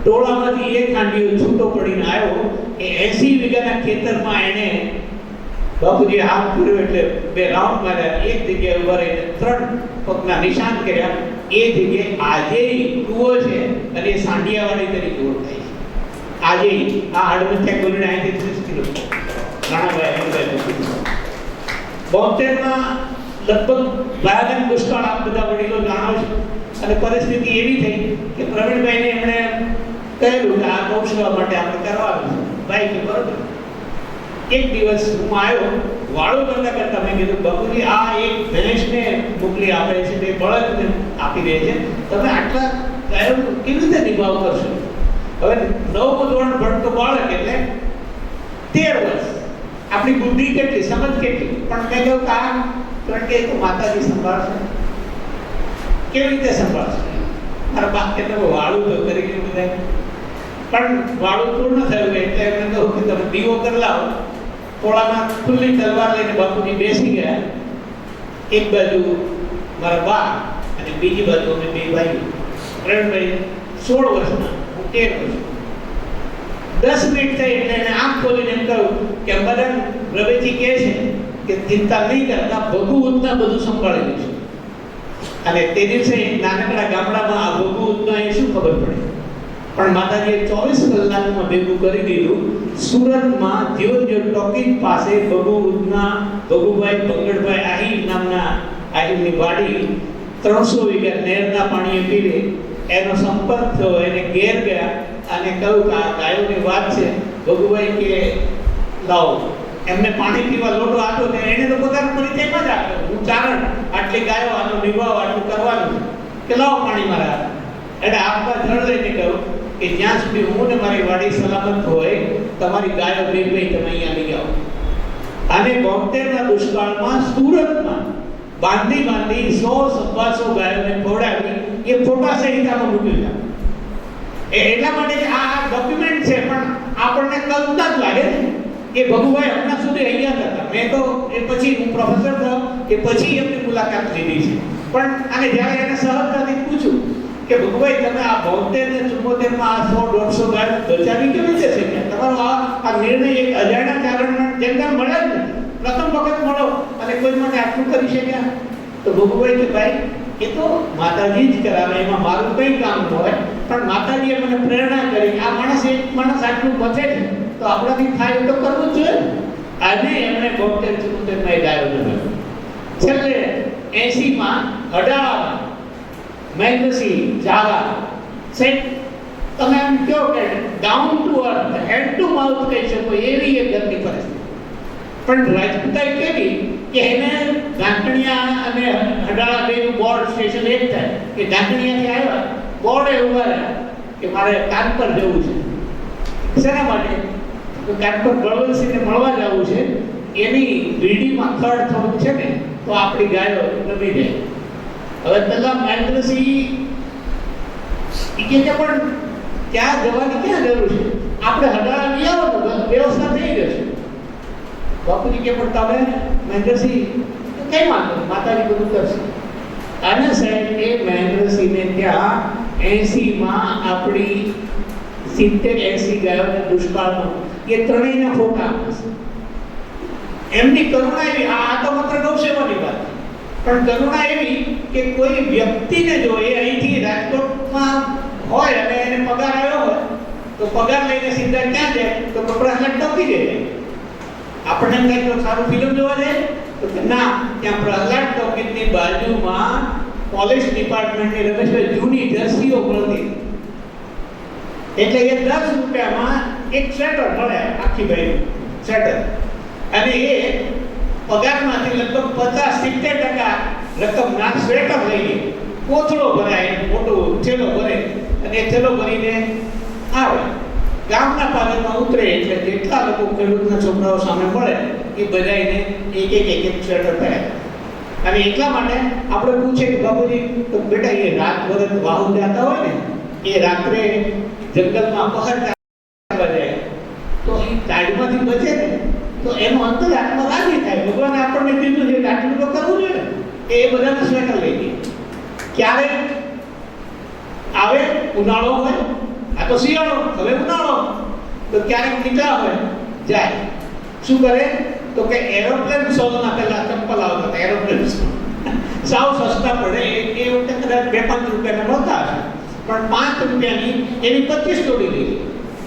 અને 25 જોડી લઈને પછી લાલાવદર ઉતરે એટલે લાલાવદરથી એક છોકરાને ભેગો રાખે, આ બેટા, એટલે એ લઈને આવે, જેટલા સમય મળે જેના પગમાં ચંપલ ન હોય એને હસતા હસતા કરી આ દરિદ્ર નારાયણની સેવા તમે કરી દો. અને એને ચંપલ પહેરાવી પોતે રાજી થાય. એનો અંતરાત્મા એ શ્રાવણ મહિનો કે ભાદરવો મહિનો હોય તો અમારા પ્રવાસી પૂર્વક એને મેસેજ ગયો જ હોય. અને બાપુજી ક્યાંક આગળ પાછળ હોય તો મારા ભાઈએ કેવડાવ્યું હોય, ભાઈ તમે આખા પરિવાર સાથે આવજો. આખું પરિવારને આવવા માટે ગાડું મોકલે. એ ગાડામાં આખા પરિવારના 7-8 સભ્યો આવે. 2-3 દિવસ આખા રસોડાનો કબજો એમનો જ હોય. એક દિવસ દૂધપાક પૂરી હોય, તો બીજે દિવસે લાડવા હોય, ત્રીજે દિવસે મળી એક સુખડી બનાવો. આ રમેશભાઈને તો બહુ તીખું શાક લાગે, એટલે શાક જરાક પેલું થઈ ગયો ને તો તીખું શાક લાગે એટલે એની આંખમાં જળજળી આવી જાય. મારા બા કે ભાઈ રમેશ રેવું કરી ગયા હોય એટલે ના ઘી શાકના વાટકામાં ઘીનો અવતાર કાયમ કરી દીધો હોય એ સ્વાદ હજી યાદ છે. અને આવી વાતો એટલી બધી થઈ શકે, એટલા બધા એવા પ્રસંગો છે. એમણે જેમ કહ્યું હાંગલ સામે હાંગો, મેં એને ક્યારેય કોઈથી ડરતા જજકતા જોયા. ગમે તેવો ચમરબંધી હોય, રાજકોટમાં કોલેજ ડિપાર્ટમેન્ટમાં હતા તે દિવસે, અને એ પછી પણ બલબલા ચમરબંધીની સામે એક કુમારીથી ઊભા રહ્યા છે. અને એનું કારણ એ છે કે એની ભક્તિ, એની શ્રદ્ધા. અહીંયા રાજકોટના એ સમયના પ્રતિષ્ઠિત મને ભાઈ એક પણ નામ એવું યાદ નથી આવતું પ્રતિષ્ઠિત વડીલોનું કે એમની સાથે એનો પર્સનલ સંબંધ ન હોય. એ રણછોડદાસ બાપુ હોય, એ રાધેશ્યામ હોય, દિગ્ગજ સંતો આપણા એ સમયના રાજકોટના એ હરિરાજન બાપુ હોય, એ બધા સંતો સાથે એ સમયના માનો કે મનોસિંહ દાદા હોય તો એમની સાથે, રણુબડાડા વડાળી હોય એમની સાથે, અને બધા સાથે એવા આત્મીય સંબંધો કે આપણને એમ થાય કે આટલી આત્મીયતા કેવી રીતે રહી શકતી છે. એમનો વિલ પાવર કેવો હોય, એક વખત વડાળી રણુબડાડા અને વડાળી શંકરાચાર્ય મહારાજ પધાર્યા અને રણુબડાડાને ત્યાં જ ન જાય એવી વ્યવસ્થા થઈ ગઈ પરિવારે. મારા બાબુજી આવી યોગાલીઓ એની આંખમાં જળજળ્યા તપસ્વી, એટલે એને કહ્યું કે શું થયું કે ના કાંઈ નહીં, પણ તોય તો મને આજ મારો ઘનશ્યામ યાદ આવ્યો. રણુબડાડા એ તો મને આટલી એક જ વાર મને આજ મારો ઘનશ્યામ બહુ યાદ આવ્યો. બાપુજી કે પણ હજી હું ખીમરાજ જીવું છું ને, શું છે તમે કહો. બીજું તો કાંઈ નહીં, પણ આ અમારું મોલ ઊભું થાય, આ ગામમાં આવે અને ગામ ગણી હું મારે ત્યાં પધરાવણી થાય ત્યારે શું થાય કે પણ મારાથી ઊભું થાય નહીં, કે બે છૂટી જાય ને ચિંતા નહીં કરવાની, થાય સંઘર્ષ કરવાની તૈયારી રાખો. પણ પછી બીજી મિનિટે આપણે માથાવાળા બેન એને રણબડાની દીકરી રવાબાઈ બેન કંકુ ચોખા લાવો, મગ લાવો, પૂજનની તૈયારી કરો અને હું જાઉં છું શંકરાચાર્ય મહારાજને લઈને આવું. બધાને એમ કે આ કેવી રીતે બને એમ, એ તો એના શેડ્યુલ પર કંઈ કલ્પના ન બને. પણ એ સિદ્ધાર્થ ગયા, મહારાજ શ્રી બેઠા હતા એની સામે કોઈ જ વાતચીત કર્યા વગર 1 મિનિટ એની સામે વાંસળી વગાડી, અને 1 મિનિટ વાંસળી વગાડ્યા પછી એની સાથે દ્રષ્ટિ મળી એટલે કે પધારો લોકોને લેવા. શંકરાચાર્ય મહારાજે પૂછ્યું નહીં કે ક્યાં જવાનું છે, કોને ક્યાં જવાનું છે, કેટલું રોકાવાનું છે. આ પ્રકારનું એનું વિલ પાવર, આટલું એનો આત્મબળ, અને એ આત્મબળને કારણે એમણે જે સમાજ માટે કામ કર્યું એનું શુભ પરિણામ અમારા પરિવારમાં દેખાય છે. માતાજીની કૃપા છે. અમે બધા આ ભણ્યા કે આ નોકરીઓ કરી કે આ ભાઈઓ કાકા દેખના બધા ભણ્યા એ બધા, કારણ કે એમણે ક્યારે એમ ન કહ્યું. આખો પરિવાર, મારા રાવણ કાકાના બાળકો હોય, મારા પ્રભુદાસ કાકાના બાળકો હોય, મારા માસીબાની દીકરીઓ હોય કે મામાના બાળકો, એ બધાની ખબર રાખે છે.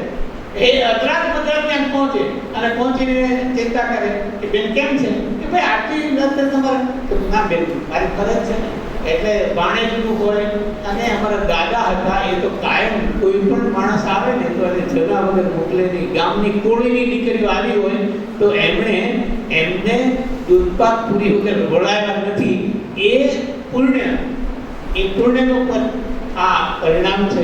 અને આ ગ્રંથ તૈયાર કરતા મને બહુ વાર લાગે, અને એ વાર એટલા માટે લાગી હું આજે મારી વાતને એક રીતે પુત્ર તરીકે મારા માનો કે 60 પુસ્તકો થયા છે અને 91માં મારું પહેલું પુસ્તક થયું. બાપુજી ત્યારે હૈયા કઈ હતા, પણ આ બધી વાતો મારે લખવી હતી એટલે તે દિવસે મારા મનમાં સંતોષ થયા કરે કે આવી વાતો હું લખું, આવી વાતો જો એમાં આવે તો આ બૌદ્ધિક વર્ગ શું કહે છે. બૌદ્ધિક વર્ગને તો એમ લાગે ને કે આ બધા ટાઢા મોઢના ગપ્પા હોય, આવું થાય નહીં. બુદ્ધિશાળી માણસ તો, અને લોકો કાકાઓએ એમ કહ્યું છે કે એના ભરોસે રહેવાય, એમાં કંઠનું ડાપણ ન ઢોળાય, 14 બ્રહ્માંડનો નાથ એ દિલના બાલે કેમ વિધાય. પણ આવા વ્યક્તિ આપણી સાથે હોય છે ત્યારે આપણે એને સાચી રીતે ઓળખી શકતા નથી. એટલે મને સંકોચ હતો હું આવું લખીશ તો કેવું લાગે, એટલે મેં વર્ષો કાઢી નાખ્યા, ન લખ્યું. પછી કઈ ને કઈ વાત થાય એટલે બળવંતભાઈ સંકોરે, ક્યારેક વસંતભાઈ મળે તો વસંતભાઈ કહે, ક્યારેક જોરાવસિંહભાઈ મળે તો એ બધા કહે, ક્યારેક ભીખુદાનભાઈ, અને એ બધા કહે કે ભરતભાઈ તમે જે મનમાં એમ લાગે છે કે મારા પિતાશ્રી વિશે વાત કરવાની છે એ સંકોચ છોડો. તમે એમ વિચારો કે સમાજ માટે જેણે સત્ય, પ્રેમ અને કરુણા પોતાના જીવનમાં આચરી છે એવા એક વિરલ વ્યક્તિત્વની વાત કરવાની છે કે જેના વેણે રવેજી સતત ભેળી રહે છે. કેટલાય લોકો અહીંયા એવા છે કે જેને ત્યાં સંતાન નહોતા, એને માતાજીની પ્રાર્થનાથી સંતાન પ્રાપ્ત થયું હોય, કેટલાયની મુશ્કેલીઓ આપતમાં હતી, પણ એ બધામાં શ્રદ્ધા હતી ને એમાં ક્યારેય એને એમ નથી કહ્યું કે મેં કર્યું. એ તો એમ જ કે આ ભગવતીની કૃપા છે ને એવા પિતાનો સંતાનનો એના વિશે આ 28 લેખો એકત્ર થઈ શક્યા અને એ આપણા સમક્ષ પ્રસ્તુત કરવાનો અવસર મળ્યો. લોકાર્પણ તો કચ્છમાં એક કાર્યક્રમમાં અમે કર્યું. અહીંયા રાજકોટમાં કરવું એવું રમેશભાઈ મને યાદ કરાવે કે અહીંયા કંઈક કરો ને, મેં કીધું સારું. પણ યોગાનો યોગ દીપકભાઈનો ફોન આવ્યો અને એ વાતને મેં કહ્યું કે દીપકભાઈ તમે કહો છો હું આવું, થોડીક હાથમાં તકલીફ છે પણ હું બેઠા બેઠા બોલું તો ચાલશે. મને કે આપણે એ જ કરીએ છીએ. મને કે પુસ્તક, તો મેં કહ્યું મારા પિતાશ્રી વિશે આ પુસ્તક થયું છે. અમે જાણી સાહેબને મળ્યા તો જાણી સાહેબ કે આવા વ્યક્તિત્વની વાત સમાજ સુધી જવી જ જોઈએ. બીજા તો ઘણી બધી વાતો થશે પણ આવી વાત કોણ કરશે. એટલે જાની સાહેબનો અને દીપકભાઈનો પણ હૃદયથી આભાર માનું છું. આપ સૌ ઉપસ્થિત રહ્યા છો એટલે આપ સૌના ચરણોમાં વંદન કરીને મારી વાણીને વિરામ આપું. ભારત માતા કી જય. ખૂબ ખૂબ આભાર. જયરાજભાઈ રોહડિયાએ એક સરસ વાત કરી હતી કે આપણી જીવદયા કેવી હોય છે કે ગાયોને નિરણ નાખી દઈએ, ચકલાને ચણ નાખી દઈએ, પાણીના કુંડા ભરી દઈએ. પણ મારા બાપુજીની જીવદયા એવી હતી કે ખડકાણા અને આજુબાજુના વિસ્તારમાં શિકાર ના થવો જોઈએ, કોઈ પક્ષીનો, સસલાનો. તો એના ધ્યાન ઉપરથી આવ્યું કે ભાઈ આ શિકાર કરે છે, આને શિકાર કર્યો તો એને કડક શબ્દોમાં, કારણ કે ભૂતકાળમાં પોલીસ વિભાગમાં હતા ને એટલે કડક શબ્દોમાં જયરાજભાઈએ એવું કીધું કે ક્યારેક હાથ ઉપાડવાની જરૂર પડે, પ્રવીણભાઈએ જે ગાંડીવનો ઉલ્લેખ કર્યો તો એમ પણ કરવું પણ શિકાર ના થવા દેવું. આ એની જીવદયા હતી. ગુલાબભાઈ જાની સાહેબને વિનંતી કરું કે આશીર્વચન પાઠવે. ગુલાબભાઈ જાની સાહેબ.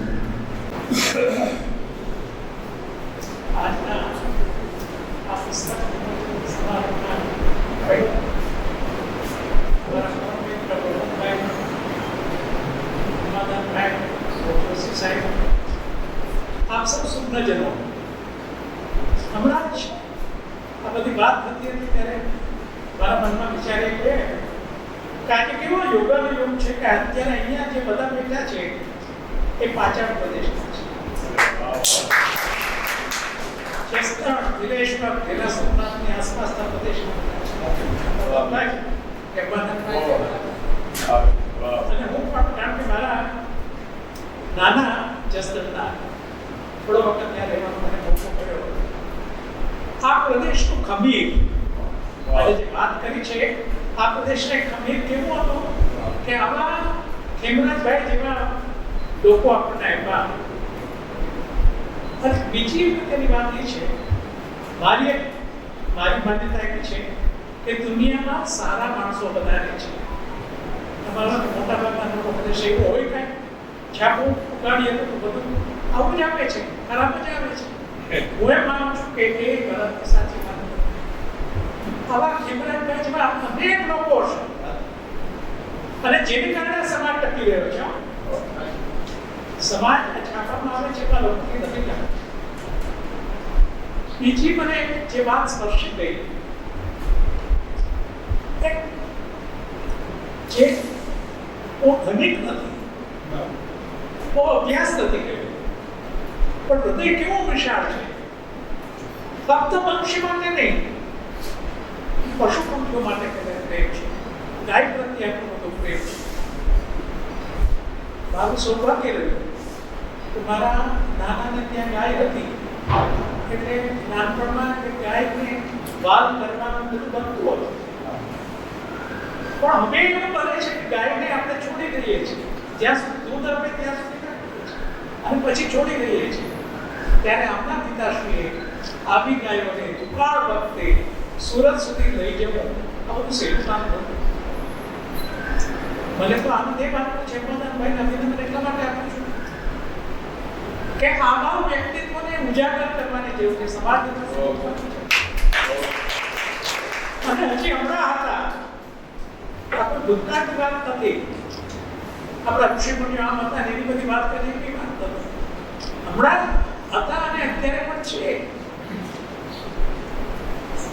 એક આ વાત થઈ, આ ગાયોની વાત નીકળી એટલે હમણાં 6 મહિના પહેલા હું અમેરિકા હતો અને મારે પુત્રી વિભાગની મને આસપાસના પ્રદેશમાં લઈ જાય અને મેનહટન નામના શહેરની આસપાસ ગાયોનું જે ઉછેર અમે જોયો, અદ્ભુત. આપણને થાય કે આપણે જ ગૌ બીજી નથી. પ્રાણી પ્રેમ કોને કહેવાય એ આપણે જોઈને ખુશ થઈ ગયા. આ પુસ્તકનું આખું વાંચી ગયું, ભાઈ મને આપ્યું તરત જ વાંચી ગયું. બધા લોકોએ સરસ લખ્યું છે, પણ મને જે વાત સ્પર્શી ગઈ એને હું કેટલી બધી કરુણા. કોઈ પણ વ્યક્તિની પાસે જાય, એ પાસેથી એને જે કંઈ જોતું મળે એવા તાલેબંધ નહોતા, પણ દિલના દરિયા પર આવા દિલવાળા માણસોને આ રીતે પુસ્તક દ્વારા તમે લોકો સમક્ષ બેઠા એ માટે અભિનંદન થાય. તમને અને તમારા કુટુંબીજોને અભિનંદન આપું. આજનું મીડિયા ઘણું નેગેટિવ થઈ ગયું છે, ત્યારે તમે આની પોઝિટિવ વાત એક બધા સમક્ષ મૂકો છો, એનો એક બહુ મોટો આનંદ છે. બીજી વાત જે મને ગમી હતી કે એ કદી પણ દેખાડો નહોતા કરતા. આજે તો નાનું દાન આપ્યું એ પણ પોતાના નામ છપાવે કરે ને એ ઘણું બધું કરતા હોય છે. આ એવી વ્યક્તિ હતા કે હંમેશા એનાથી દૂર રહેતા હતા, પ્રસિદ્ધિથી દૂર રહેતા હતા. કદાચ જીવતા હતો અમને નાય પાડી કે મારા વિશે લખતો નહીં, મારું પુસ્તક પ્રકટ કરતો નહીં. આ તમારું કામ છે, મારું જીવન છે, મારે કરવું જ જોઈએ અને મેં કર્યું છે એવું કહેવા માટે વ્યક્તિ હતા. મને એમ લાગે છે કે સમાજની પાસે આવા સારા દ્રષ્ટાંતો વારંવાર જોવા જોઈએ, જેને કારણે નિરાશામાં ભોગતા લોકોને પણ આશા બંધાય કે ના, સમાજમાં આજે આ એકાની બહુ વાત નથી, હમણાં જ આપણી સાથે હતા અને હજી પણ અત્યારે એમના પુત્રોમાં બધું સરસ કામ કરે છે. આ સમાજ કવિએ સરસ લખ્યું, હજી એ જીવાય એવું છે, કોઈને કામમાં કહેવાય એવું છે. એવી આ વાત લઈને આવ્યા છે. વધારે સમય નથી લેતો. આ બધા સુખના રસિકજનો આપણે આવ્યા છે એનો પણ અમે આભાર માનીએ છીએ. અને અમારી લાઇબ્રેરીનું કામ આવા સતનો પ્રચાર પ્રસાર કરવા. જ્યારે ઉષાબેનના બેને દાન આપીને લાઇબ્રેરી શરૂ કરી ત્યારે અમને કોઈ એમ કહ્યું કે ત્યાં કોઈ વાંચતું નથી, ત્યારે લાઇબ્રેરી શું શરૂ કરો? કીધું એટલે જ અને અમને વડીલાલ નકલી જેવા વસુદેવ જેવા બીજા અનેક લોકોના પુસ્તકો ભેટ મળ્યા. એનો કેટલાય મોટો સરસ લાભ લે છે, એમાં આનંદ છે. આ ગ્રંથોષ્ઠી દ્વારા સતનો પ્રચાર થાય, સાહિત્યનો પ્રચાર થાય, એ અમારો ઉદ્દેશ રહ્યો છે.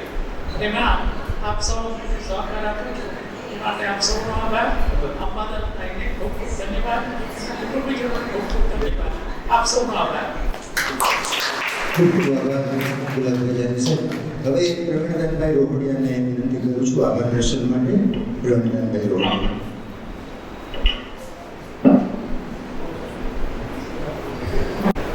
આજે મારા પિતાશ્રીના પુસ્તકનું વિમોચન અને લોકાર્પણ કરવામાં આવ્યું. એમાં